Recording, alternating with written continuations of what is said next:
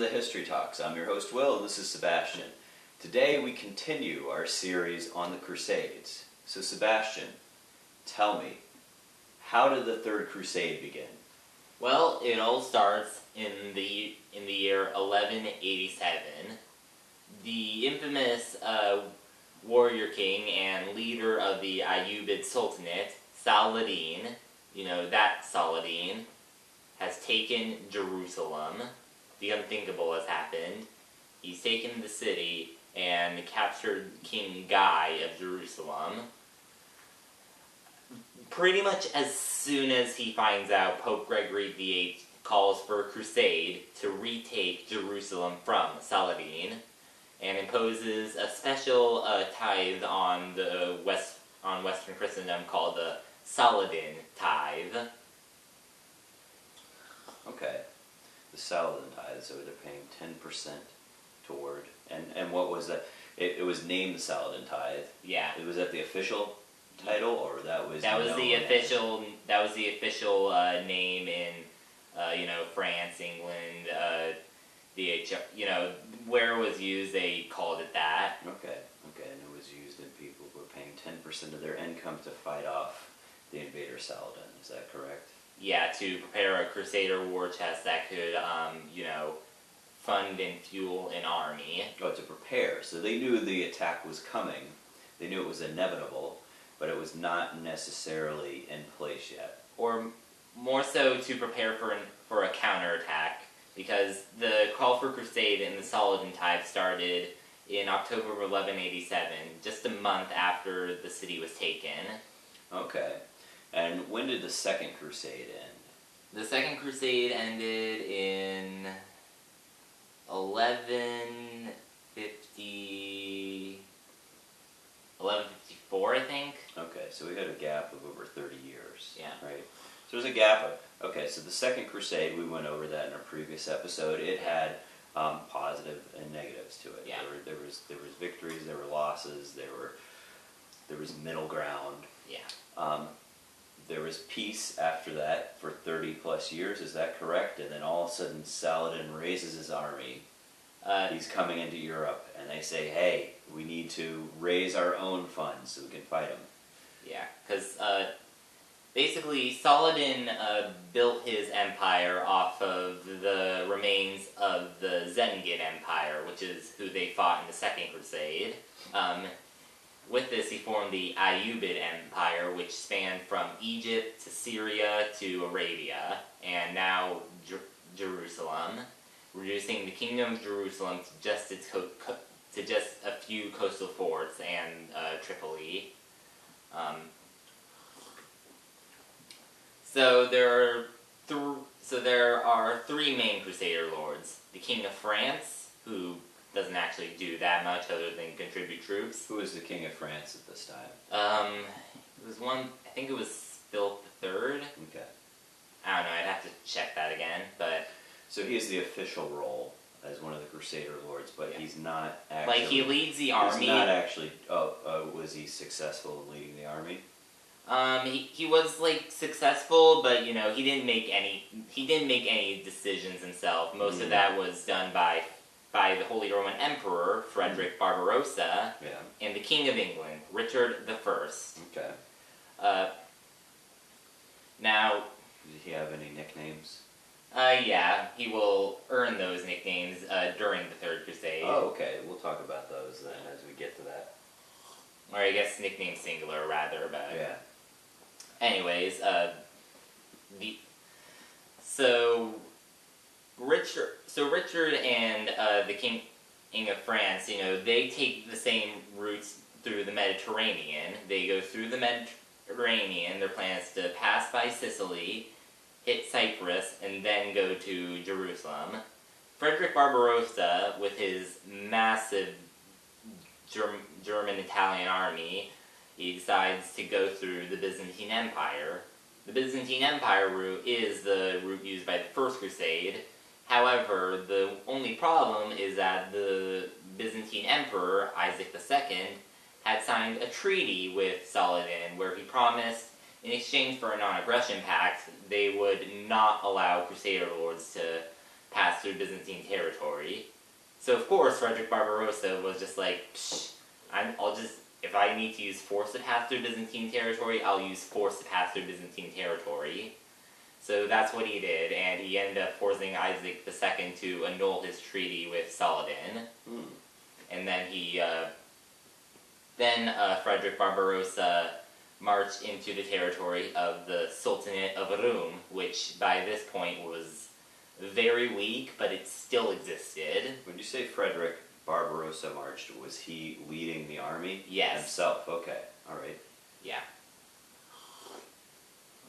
Yeah, so the Seljuk Sultanate of Rum, officially they were like, yeah, we don't want to have any conflict, we're just going to let you pass through our territory without any harm. But then when he actually marched in their territory, they started using their infamous horse archer, hit and run, skirmish. So was that a trap from the start, or did they have the intention of actually letting them pass through, but then somebody got to them and said, hey, we'll pay you, or we will destroy you if you don't go ahead and attack these guys? It's not clear, because the only thing that the Muslims actually wrote out in regards to this is basically sending a letter saying, hey, we'll let you march through a territory. But then when the Christians actually marched through the territory, they noted that they kept getting attacked by Seljuks. So we don't know what happened behind the scenes. We don't know if that was it was deceptive from the beginning or something else happened. Yeah. Okay, that's interesting though. But that is interesting what you were saying, the sources of information that we know about it from. You're saying we have a letter from the Muslims. Yeah. And we have the Christian account too. Okay. So we have, I'm saying on both sides we have accounts of something happening, some sort of march going through there. Okay. Yeah. So then what happens next? So to put a stop to these attacks, because you can't, one lesson in history is you can't outrun horse archers. So what Frederick Barbarossa does is tries to force them into a fight. Or the Crusaders are primarily on foot. Is that correct? On foot or on horseback. Okay, so they've got a combination, but they're going to have to go, if part of the army is on horse, part of the army is on foot, they're going to have, if the whole army is marching together, they have to go at the rate that the foot soldiers can go. Yeah. Right? Not to mention that most of the cavalry is heavy cavalry, meaning it's only really meant they're designed to be able to charge into lines. They're not meant to be able to outflank enemies and that sort of thing. Okay. Yeah. So, but the opponents, it's horse archers. Is that correct? Yeah. So they're very lightweight. Okay, so they're lightweight. They're designed to come in, come around the outsides, come around the flanks, and fire arrows in. Okay. And then I imagine they fire their arrows and then they leave quickly and then come back when you least expect it. Okay. Yeah. So what Frederick Barbarossa does to get these attacks to stop is he goes to Iconium, which was then the capital of the Sultanate of Rum, and then he attacks a city, and because the Seljuks don't want to lose their capital city, they end up being forced to actually attack his army, they have to attack head on. They can't simply send out their horse archers to do these kind of hit and run attacks. Okay. So then Frederick Barbarossa easily defeats the head-on assault from the Seljuk horse archers, and then he takes Iconium and is basically like, all right, give me your loot, your supplies. We kind of need supplies, so just give me all of your supplies. And then he leaves with the supplies. Okay. But then he's not interested in keeping the city under his control or anything. He simply just takes what he needs and then moves on. Yeah. But he also had a victory over his opponents there because he was able to face them head on. Yeah. Where his army is much stronger. Yeah. Okay. But then, unfortunately for Emperor Frederick Barbarossa, he right before he reaches the Ayyubid border, he he gets caught in an accident involving a river that causes his heavy armor to weigh him down to the bottom of the river, and he drowns. Wow. Okay. And that kind of shatters the morale of the German Crusaders, who just kind of go home. Yeah. Okay. Oh, really? Wow. Like some of them. There was no second in command who could take over at that point. It was totally dependent on Frederick Barbarossa. And once he was gone, even though they were waging a successful campaign, it sounds like. Yeah. Right. They had taken an important city, or they had a victory over their opponent. Were able to raid a city. Mm-hmm. We're moving on. They lose their leader. There's no second in command who could take over. Yeah, so they lose morale and head home. Yeah, because the main guy that Frederick Barbarossa would actually trust, his son Henry IV, Frederick Barbarossa made sure that Henry IV would stay in Germany to be the heir apparent to the Holy Roman Empire. Right. Because he knew the risks of him traveling, and he wanted to have his son there to rule in case he did not return. Yeah.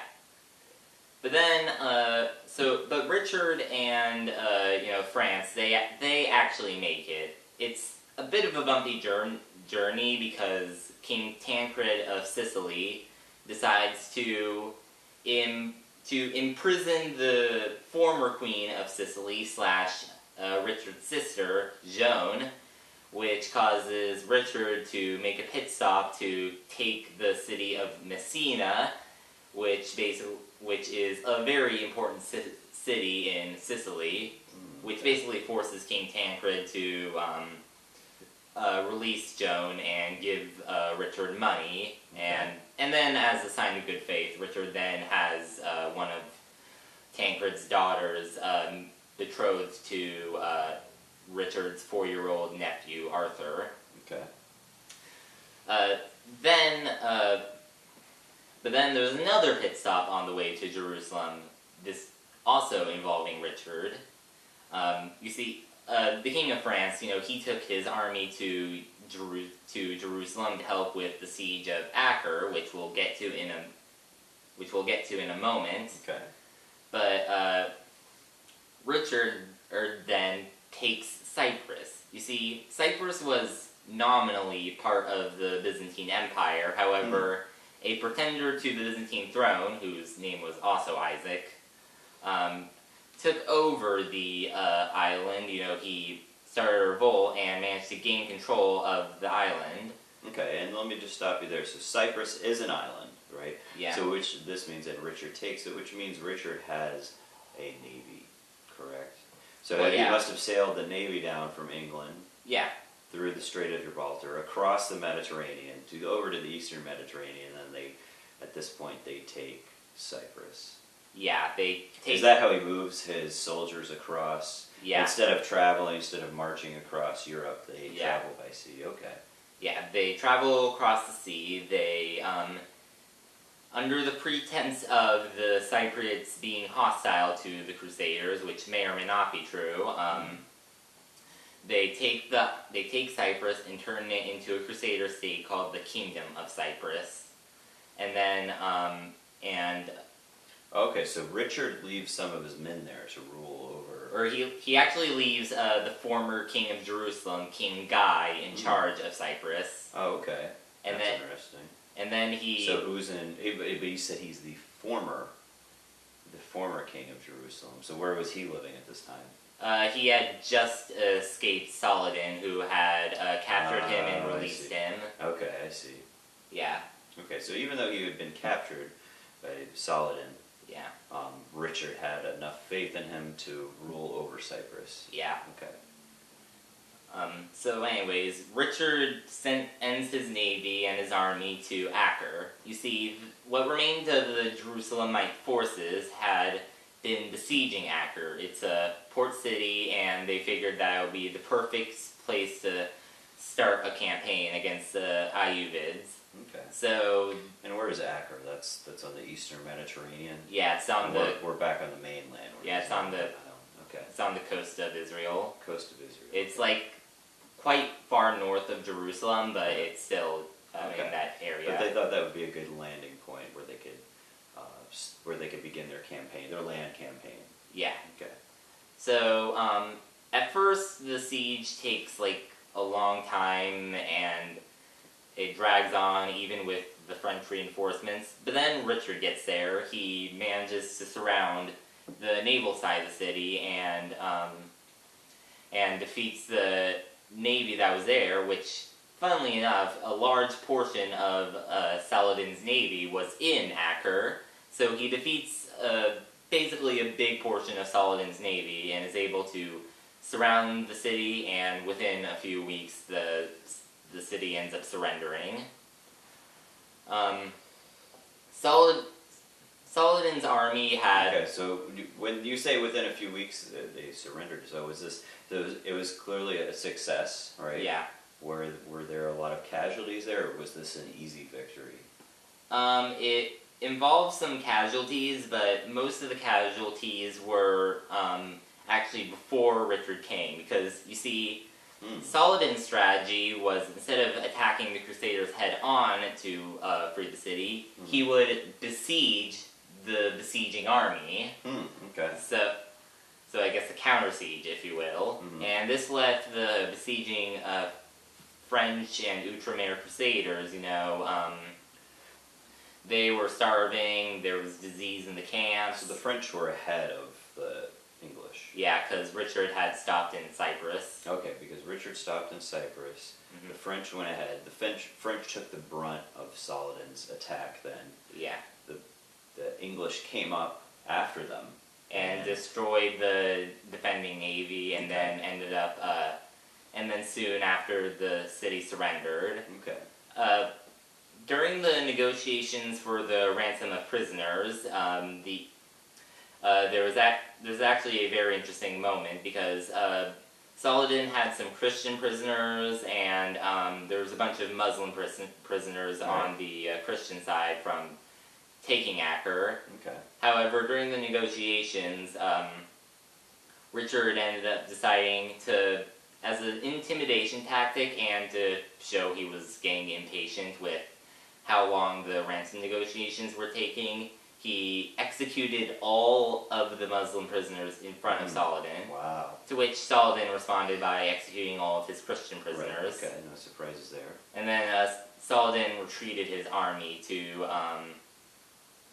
try to see if he could set up an ambush for Richard's army. Okay, so there's a very intense level of animosity here. If they were going to try to come up with some sort of arrangement, some sort of prisoner swap, and ended up just slaughtering each other's prisoners. Yeah. Okay.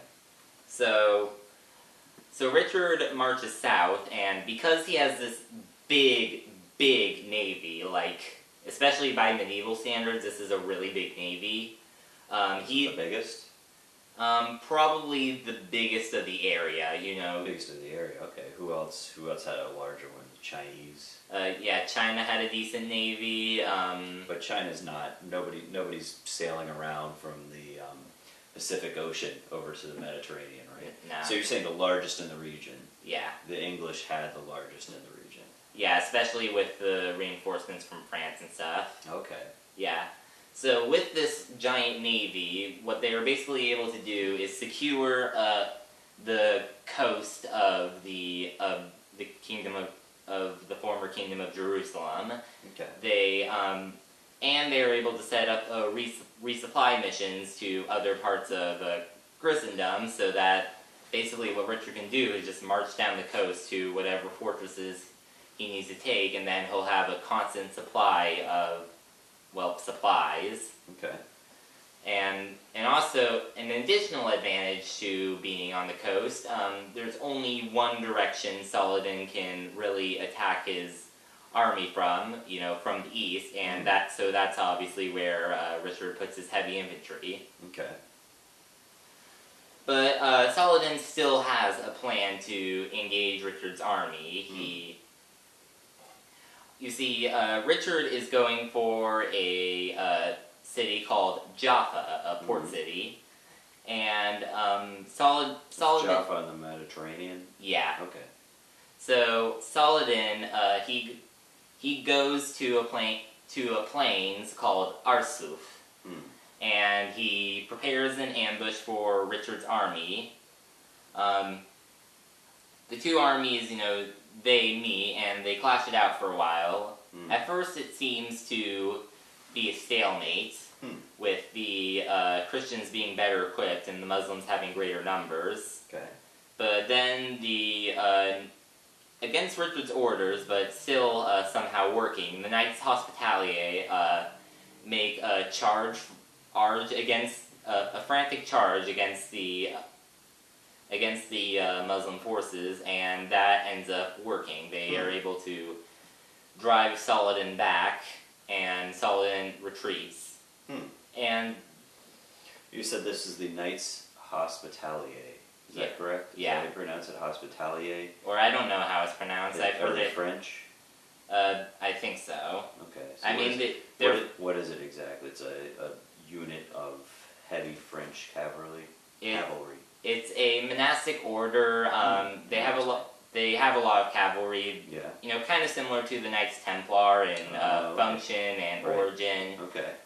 The difference being that the Hospitalier have a longer history as a demilitarized monastic order dedicated to pilgrimage sites in Jerusalem. Oh, okay. They're demilitarized, but in this case, they are heavily militarized. Yeah. Okay. So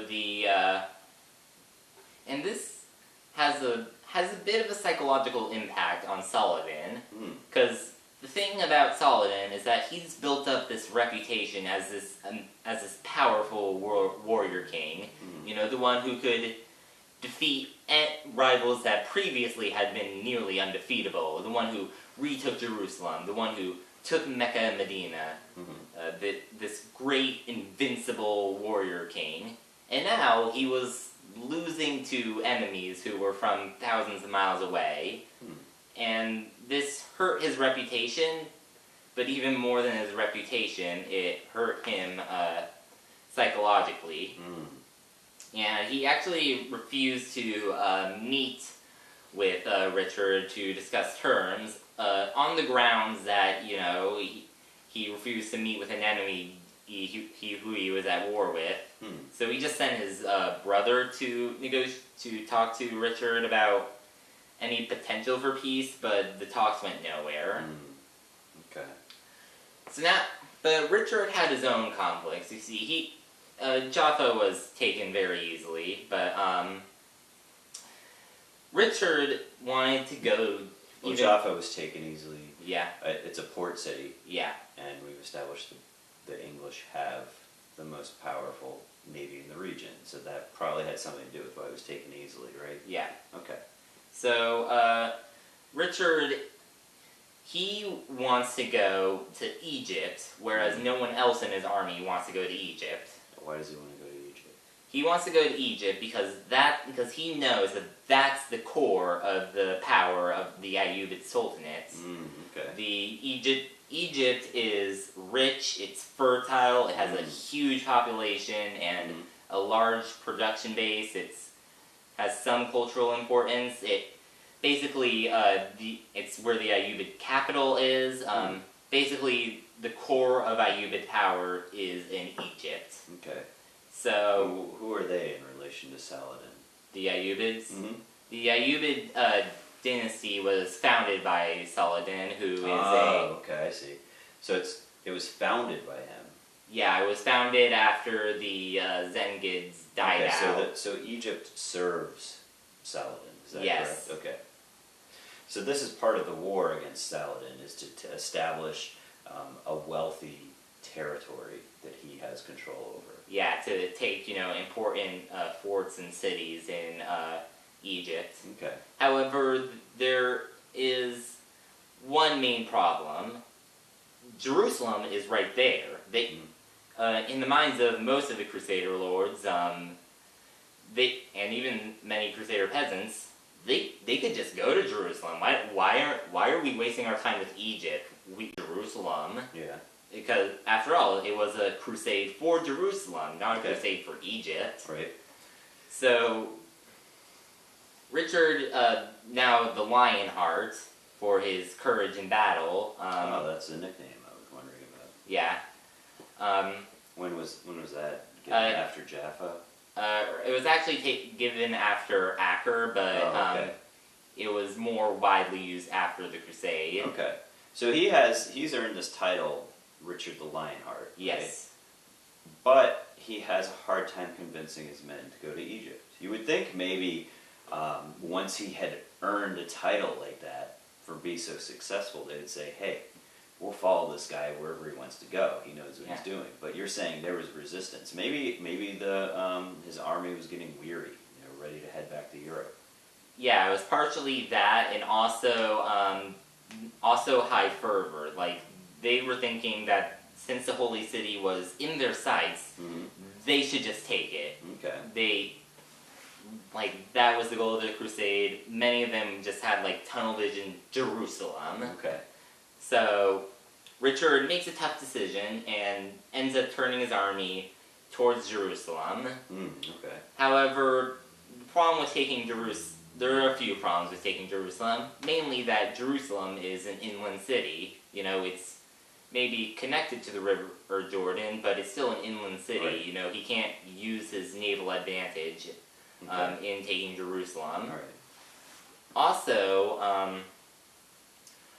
Also, not only that, but the weather was getting kind of bad. It was stormy, and Richard felt like the weather would just result in more attrition. However, and this is the biggest reason Richard cited, but he was scared that that he would not be able to hold the city. That even if he put men in the city, the Saladin could easily just come in and counterattack. Okay. Because the morale of the Muslim defenders of Jerusalem was actually very low. Okay. But Saladin still had an army that outnumbered Richard's, and Saladin still had home field advantage. So even if they took the city, it seemed likely to Richard that Saladin could just take it back. Right.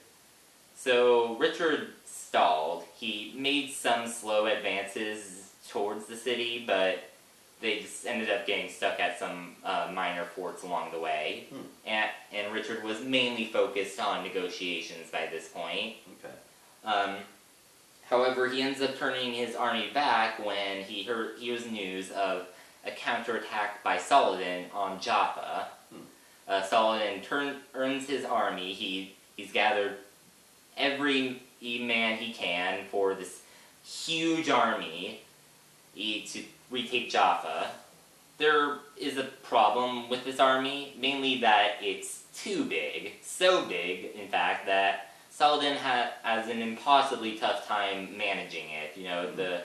It gets unruly, and with the recent defeat at Arsuf, Saladin just has a terribly hard time getting his army to actually do what he wants. So by the time he gets it to Jaffa, he can't siege the city because he has to focus on reorganizing his army to be even ready to siege the city. And this gives Richard time to turn his army back and go against Saladin, and also gives the defenders of Jaffa time to refortify the citadel. Okay. So Richard, who had previously been in between looking at possible routes to Jerusalem, rebuilding Acre's defenses, and negotiating, is like, alright, this is our time to strike. We need to go counterattack this counter-assault by Saladin. So he goes to Jaffa, and because of how unruly Saladin's massive army is, they end up just totally defeating Saladin's army. Saladin doesn't even have that many casualties. His army is just so low discipline that they just run. Wow. And then after this, the real negotiations start, and finally... And I'm assuming the real negotiations start because Saladin no longer has leverage. Before, he was he knew maybe Richard was coming in, invading, and he said, I don't care what you want, I'm just going to keep fighting you. But maybe at this point, Richard has somehow gotten the upper hand to the point where Saladin is like, alright, I better negotiate here. Is that what happened? Yeah. Talks were, both enemies overestimated the other, because Saladin had just experienced the power of the Crusader army, and Richard knew that Saladin more than likely had even more men, so he needed a peace that would secure Jerusalem, but secure it enough that it didn't mean that once they left, Jerusalem would just be so weak Saladin could easily counterattack. He couldn't overextend Jerusalem, and he would have a hard time demanding cities that he hadn't already taken. So the Treaty of Jaffa ended up going as follows. So the Crusaders would get to keep all the castles they took and were able to keep a hold on. So that's just basically most of the coast of Israel.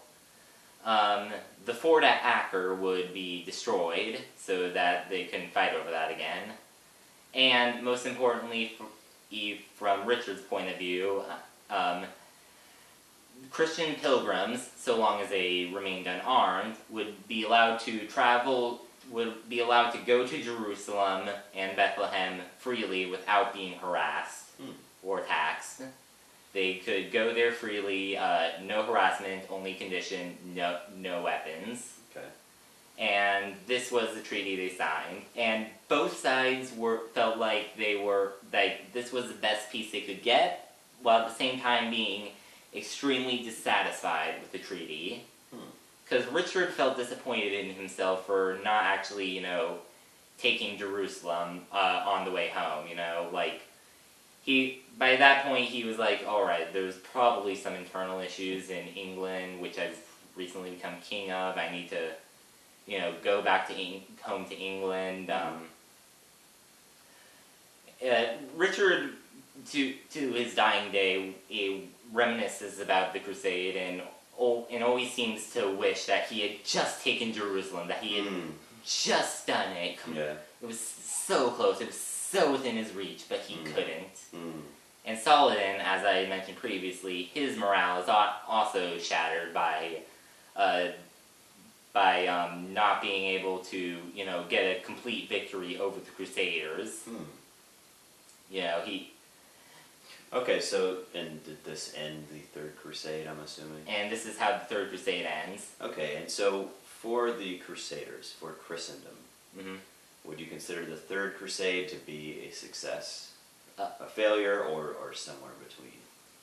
It was, in the short term, it was a slight success. Because they did not actually get the Holy City, most people consider it a failure.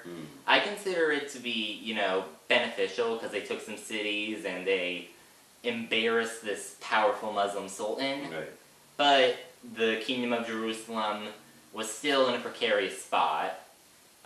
So it was not a total success. They didn't achieve the goal that they set out to achieve, but they did make progress toward that goal. They did weaken their opponent. Yeah. They did have some successes. Yeah. Okay. Richard would later write that had they declared a crusade for Egypt, he thinks they would have won. And Saladin died 2 months after the crusade. Okay, interesting. It's interesting. Did he die of any kind of injuries related to the crusade? He died of sickness. Sickness, okay.